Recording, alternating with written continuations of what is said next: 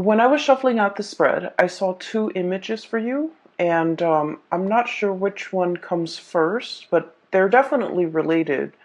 So I'm just going to relay those images to you, and then we'll go over the spread, okay? So the first thing that I saw, which was pretty amazing, was you're at a scene at a circus, okay? And there is a big cannon, and this was back in the days where they shoot people out of cannons. And there's this little boy. He looks really, really young, and he had like a superhero cape, a red cape on, and like a speedo outfit.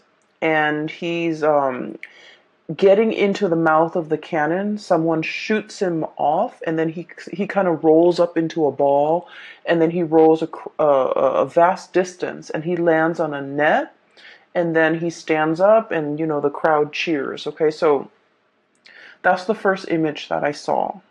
The second image that I saw, and I think it should have gone first, but I saw this monk.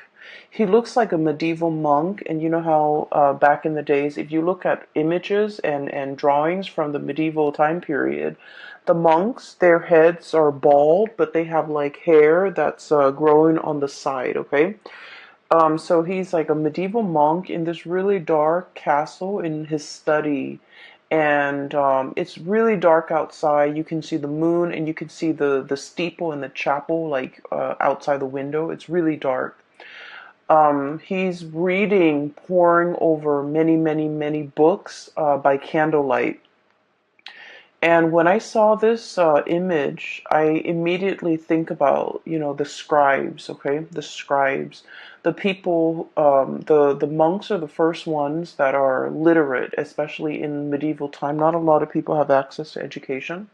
So they're the ones that keep ledgers. They're the ones that are really incredibly educated. They know letters.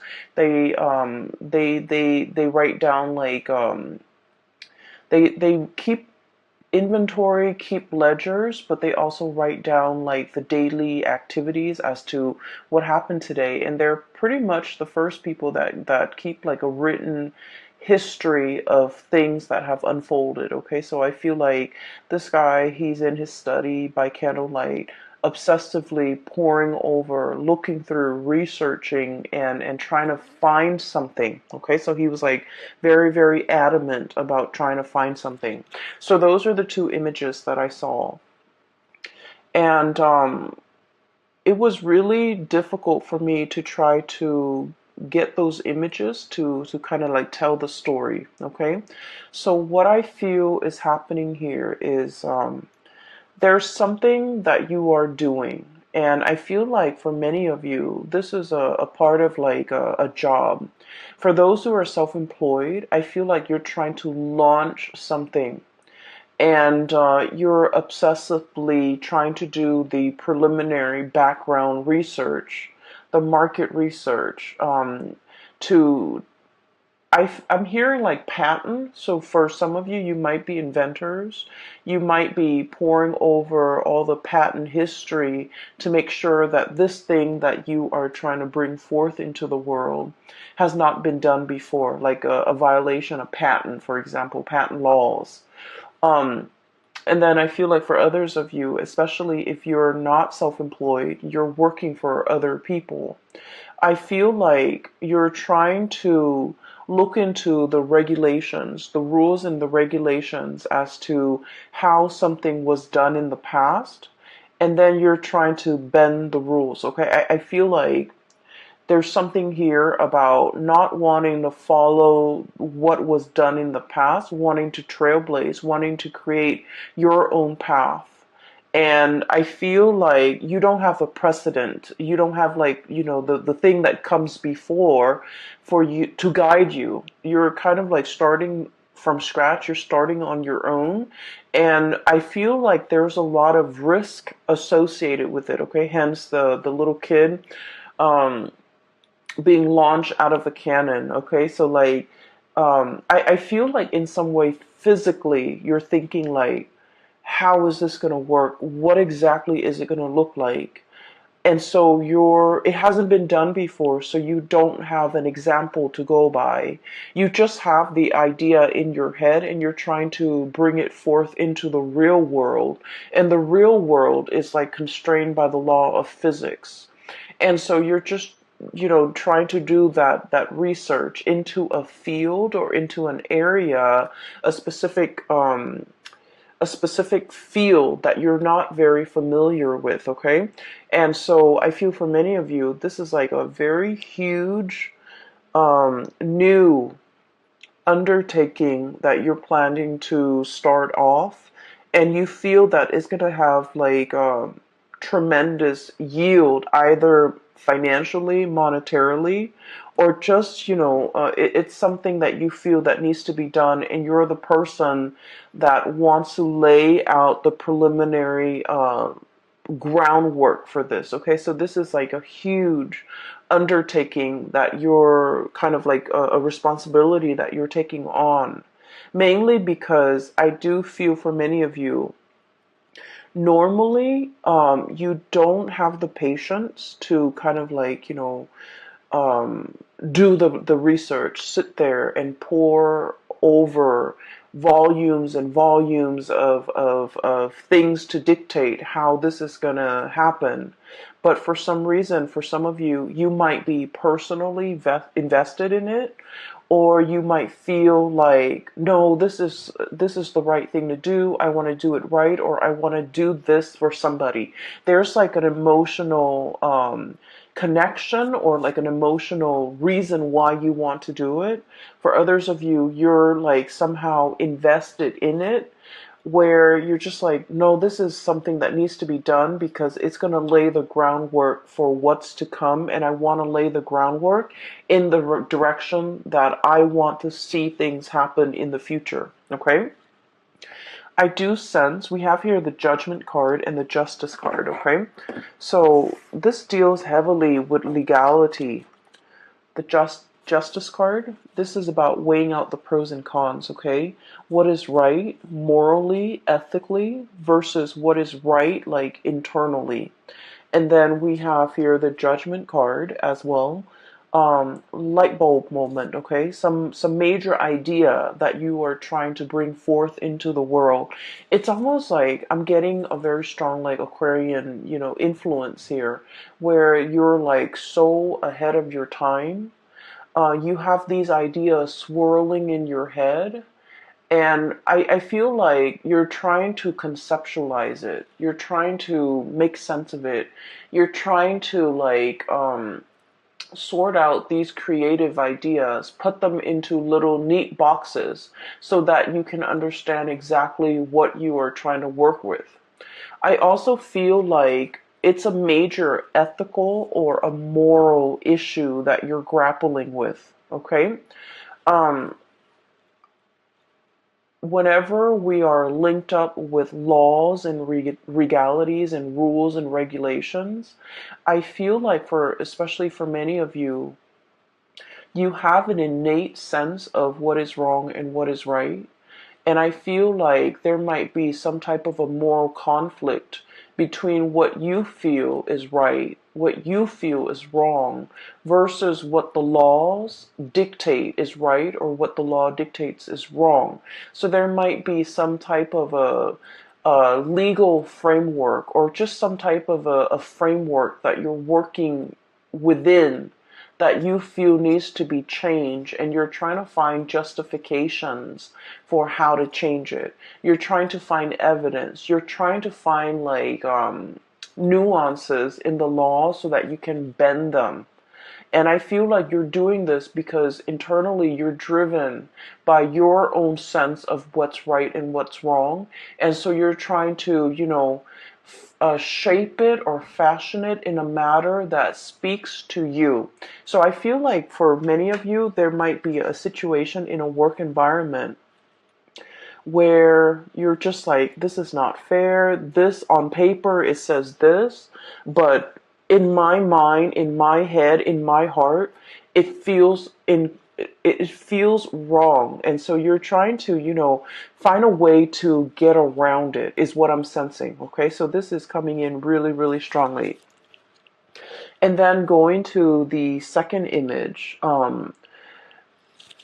this is what I'm sensing here is there's a situation where, once again, you're trying to bring forth things forth into the world. It requires a lot of background research from it requires a lot of background research from your side. And the more that you read, the more ideas come to mind. But I feel like there isn't like a running thread to string all of these ideas together. And so in that way, you might feel like you're kind of ill prepared to make the connections, to make the dots, to connect the dots in some fashion. And you also feel like you might need to speak to a specialist. You might need some type of an expert in their field in order to help you, in order to conceptualize, not only conceptualize, but like to draw out how it's going to be implemented or how it's going to be made in the real world. Okay, and I feel like there's somebody coming in, someone who's an expert in their field. We have here the Queen of Swords. I usually think of this as someone who is super rational. Okay, they work with rules, they work with laws, they work in the legal profession, and they are also their mind is really really fast when it comes to making connections, connecting the dots between one disparate idea and connecting it to another. So I feel like if you're kind of like fumbling around in the dark and you're just like, I need help, I really don't quite understand how to make sense of everything that's in front of me. The more research I do, the more I read up on something, the more confused I get, or the more ideas that come out of it, and I just feel scattered and I feel all over the place. I feel like you have an expert coming in that is going to be able to help you through this process, that's going to be able to make sense of it for you. For some of you, I do feel like, it's just like there are too many things, too many interests, too many hobbies, too many ideas you want to get off the ground, and you don't even know what to do first. So I do feel in a way that the solid groundwork has not been laid, and you're still in that process of doing that. So I just want to say as well, shadow period. So this is a time to really lay that foundation, lay that groundwork, do the preliminary research, make sure there's no holes in your theories, and make sure that everything is done. And I keep hearing like conceptualize. Make sure that you have a very, very, very solid foundation laid out before you start doing anything. And really, really right, especially if we are in the time of Sagittarius, which is a fellow fire sign.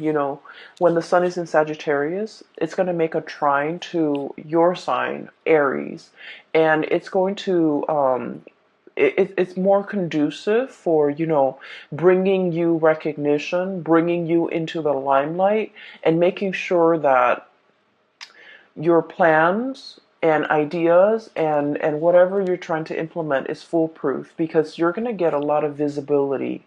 And so I feel like the month of November is not really the time to draw attention to yourself because of the Mercury retrograde period. It is time for you to kind of lay low, pour things over, understand things, read up on things, do the preliminary research, have all those ideas floating around. You don't need to string them into any type of a coherent thought. You just need to, take them into account, but don't implement anything until the month of December. So I hope that makes sense. Because if things are not laid out well and thought about well, and, I want to say, if they're not done well, by the month of December, when the limelight is on you or when the spotlight is on you, that's when, all the holes in your theories will start to show, okay? I'm seeing that it's like light streaming through a, um, a it's almost like a window with curtains and then light streaming through. If there are holes in the curtains, you're going to start to see those holes cast a shadow, and you're going to start to see the light.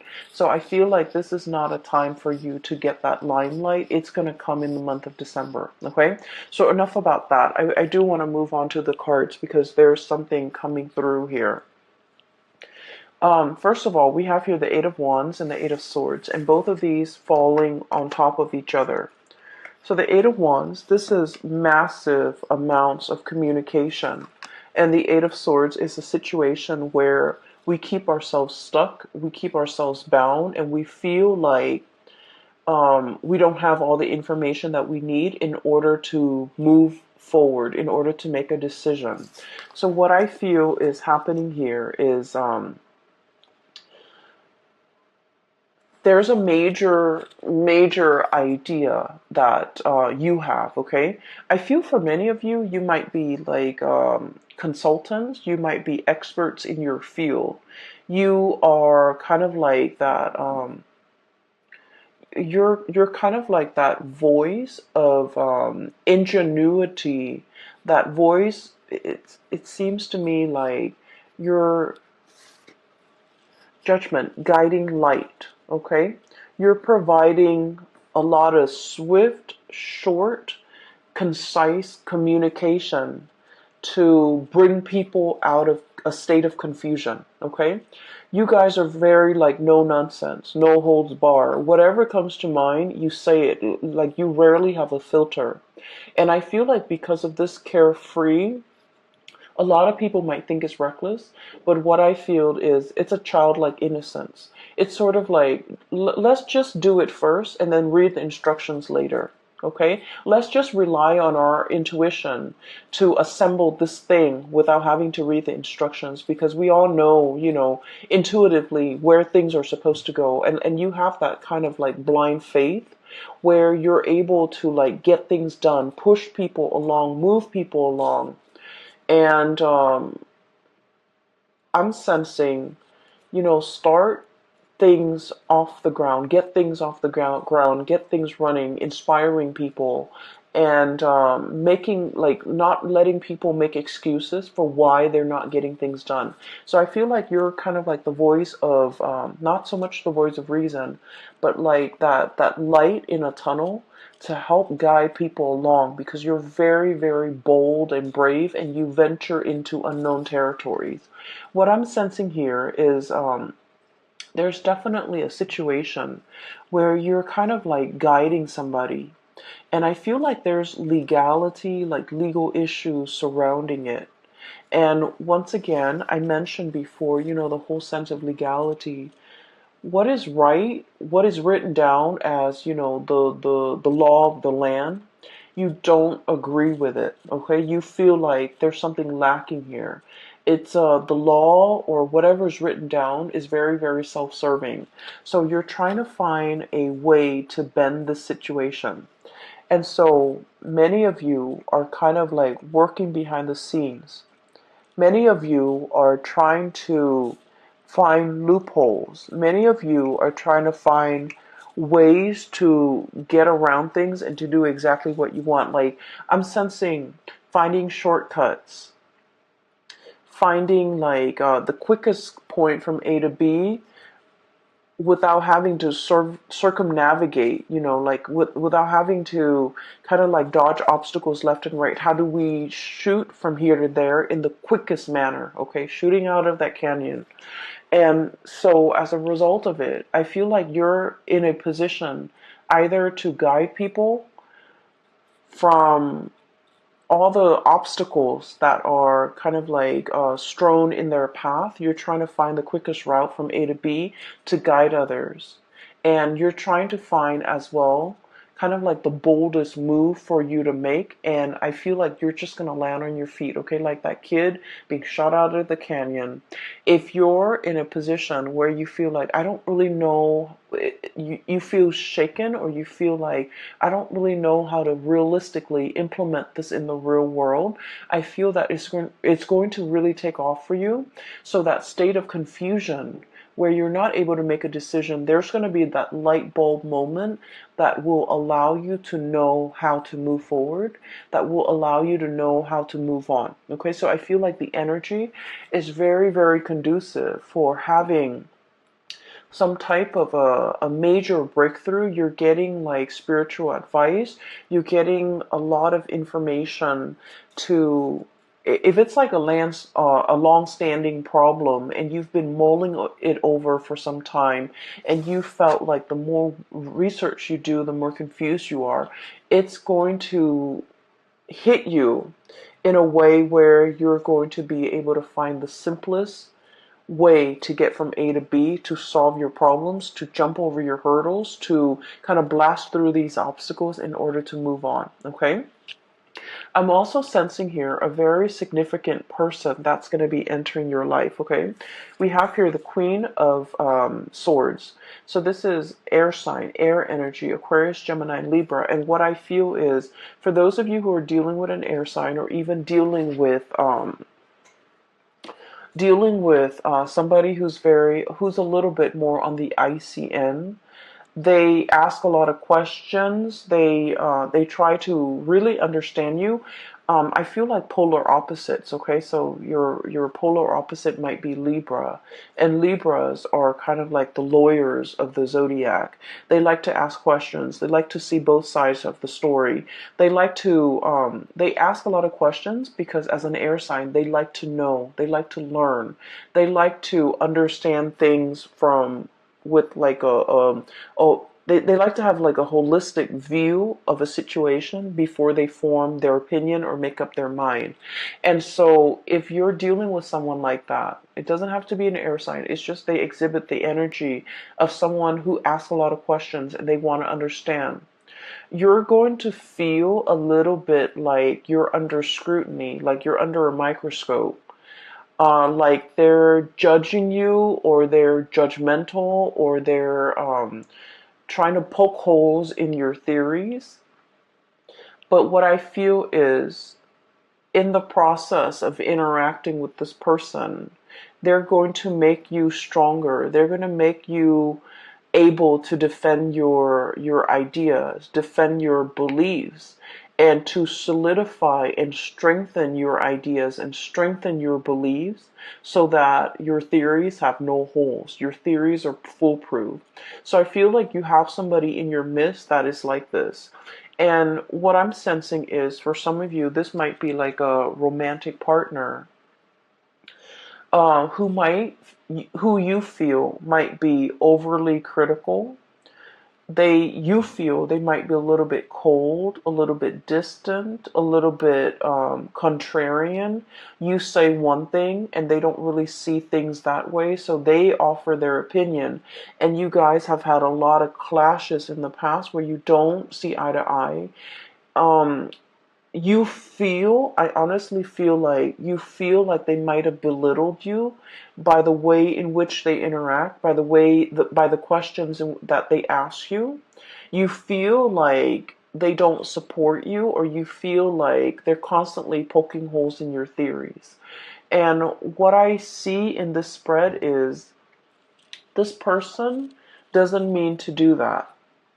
And I feel almost like I'm seeing, like, walking around on eggshells. Okay? I feel like you felt a little bit judged. You felt a little bit like you couldn't be yourself.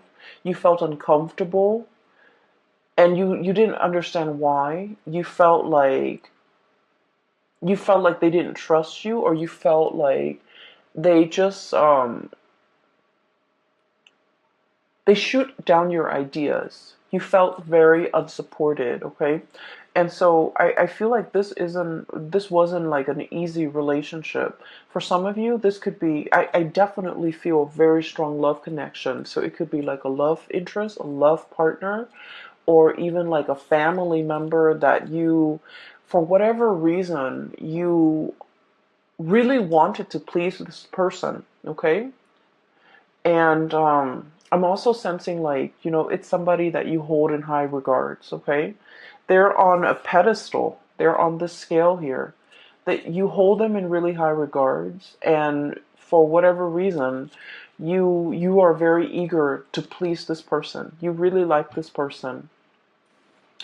Um, they don't mean to be harsh. They don't mean to make you feel like they're poking holes in your theories.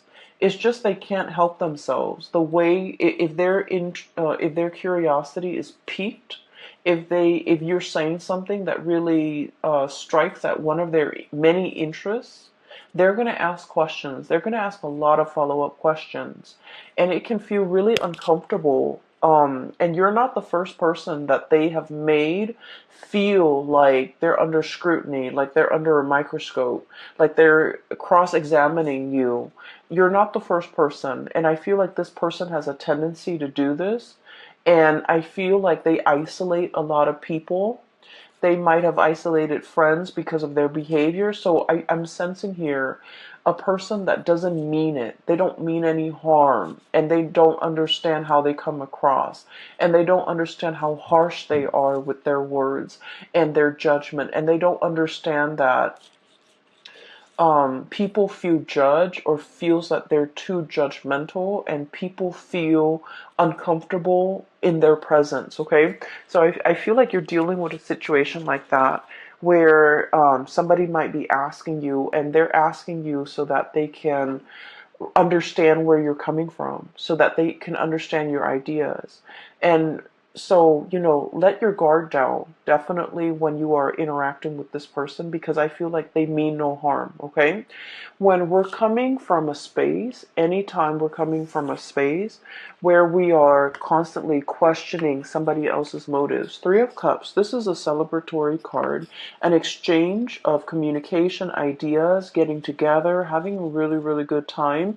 And you have this, a flow, a really soft, I want to say, soft flow of energy. And then there's like, mutual exchange, right? Of ideas, of energy, of support. And then all of a sudden, this person comes into the picture, and they're kind of icy and rational and just, um, stone face, poker face. So you don't really know where they're coming from. So I feel like, they have a habit of doing this, and they're not really aware of it. And so anytime that we have an interaction with another person, we just need to take everything at face value, because I feel like the minute somebody feels like, like a perceived slight, or you get a perception that someone is like negative or trying to shoot down your plans. The minute we get defensive in a social interaction, that's when we kind of like imagine things or energies that are not there. So I feel like in this situation, it is best to let our walls down. If they ask questions, just answer their questions. And I feel like it's going to create a more even flow of energy. Okay. For some of you, you have somebody in your vicinity where there were like a lot of communication, like we have here, arrows of love, a lot of communication happening all at the same time, and things are great. And then you go through a period where there's like zero communication, Eight of Swords, being stuck in a prison of swords, and you're just like, what just happened? Which way do I go? So I feel like you're dealing with someone who you feel is blowing very, very, very hot and cold. You don't know from one day to the next where you stand with them. I keep hearing bipolar. Um, and I'm also hearing as well somebody who's very stuck in their head, and they might have like a gazillion things or a gazillion ideas that they're working on. So they're jumping from the realm of the mind. They're constantly thinking about other things, okay? So it's not that they don't have time for you, or it's not that, they're um, I feel like they're very, very busy, and I know that sounds terrible. There's no excuse. If you really want to make something happen, if you really want to reach out, if you want to prioritize a communication or a specific person in your life, being busy is no excuse. We find time for things and for people that matter. But I feel like there's like periods of like a lot of heavy communication with this person, and then you go through a drought, and then they come back, and then there's a lot of heavy communication, and you're just never sure where you stand with this person, and you're frustrated, and I feel like you're thinking about the worst. You're thinking about like worst case scenario. They're probably talking to other people. They have a lot of other options. They have a lot of other people in their mind. And I feel for many of you, you might retaliate by, uh, going out a lot, trying to meet other people. And so when you're going through that period of drought and there's no communication from the other person, you are waiting on the communication, but at the same time, you're just like, you know, um, I do see like a retaliation where if there's no communication, you draw your attention elsewhere. And so I just feel like the other person has a lot of things on their plate. And once again, I'm not saying like it's an excuse, but I do feel like they're I'm sensing like you and the other person, the way in which you do things are very different. And so there's lack of understanding from your end to their end, where they're coming from, why they're like this. And then from their end to your end, there's lack of understanding why you need certain things. You might need a lot of communication, and I feel like they need a lot of downtime. Does that make sense? So I feel like that's you're like polar opposites, and the way in which you need others, the way in which you express love, the way in which you express concern, and the ways in which you show affection is very, very different. You might need that entangled, constant communication, a lot of validation. They need a lot of distance and alone time and downtime. Okay, if the connection is there in their mind, it's already there. We don't need to, reinvent the wheel. We just need to have separate lives. So I definitely feel like one person needs a lot of intimacy and reassurance and attention, and then the other person needs a lot of me time, a lot of downtime, a lot of space. And there's a potential here for the two of you to kind of like bridge this divide and to be able to kind of understand where the other person's coming from. I don't see like a situation where there's like from their end, I don't see that they're dating other people, running around with other people and things like that. I do feel like you might have thought that, but I don't see it from their end. But I do sense that they're wondering as well, the times in which you guys are not communicating. What are you up to? Are you out there dating other people with this Three of Cups? Like getting to know other people, trying to, forget them? And then we also have here the Nine of Cups, being comfortable and happy and satiated on your own, not needing them and, living your life. So I feel like there's a potential here for like a lot of misunderstanding between you and another person. If that has been the case in the past, there's a coming together, a reckoning, communication, things being revived, okay? And then I also feel they're coming back in wanting to communicate. Queen of Swords, Nine of Cups, wanting to communicate, wanting to, understand where you're at. And the blue color is coming out very strongly here, which in the blue eyes and the blue color, I do feel like you want them to see. Okay, you want them to see that you're okay without them, that you're happy without them. But once again, I feel like this person means a lot to you, and you want that validation from them. You want to see. So if this has been somebody that has kind of like left you high and dry in the past, I feel like a part of you really wants to show them, really wants them to see that you're okay, you're happy, you're dating, your social life is really thriving and taking off, or your dating life is really thriving and taking off, like you want to see.